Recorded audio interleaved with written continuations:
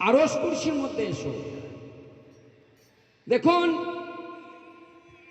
যারা কিতাব পড়েছেন, হাদিস পড়েছেন, কোরআন পড়েছেন, মুসা আলাইহিস সালাম যখন আল্লাহর সঙ্গে দিদার করতে যায় তুর পাহাড়ে, তখন আল্লাহ মুসাকে বলছে, মুসা কারিমুল্লাহ, তুমি তোমার পায়ের খড়ম দুটো খুলে ওই তুর পাহাড়ে ওঠো। তার কারণ তুর পাহাড়ে যে মুসা বলেছিল আল্লাহকে দেখবো, সে আল্লাহর নূরে পুড়ে পাহাড় পুরো সুরমা হয়ে গেছিল। সেই সুরমা ওই মুসার কারিমুল্লাহর পবিত্র পায়ের চরণ ধুলিতে ওই সুরমাটা পবিত্র হবে। সেই জন্য মুসাকে বলেছিল, আল্লাহ মুসা নবীকে বলেছিল, তুমি তোমার খড়ম দুটো খুলে এসো।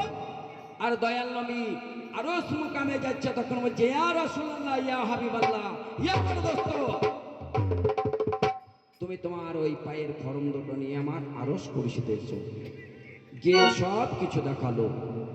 সব কিছু দেখানোর পর বলছে, দোস্ত, তোমার কিছু চাওয়া নাই? আল্লাহ নবীকে বলছে, তোমার কিছু চাওয়া নাই? আমার নবী সব কিছু শুনছে। তাই আমার নবী কি বলছে, আল্লাহ কি বলছে নবীকে, আজকের রাতে কেন দূরে দূরে এসো বন্ধু কাছে সরে সরে। ও আজকের রাতে কেন দূরে দূরে এসো বন্ধু কাছে সরে সরে। হব একাকার নরে নরে দূরে দূরে। ও আজকের রাতে কেন দূরে দূরে এসো বন্ধু কাছে সরে সরে।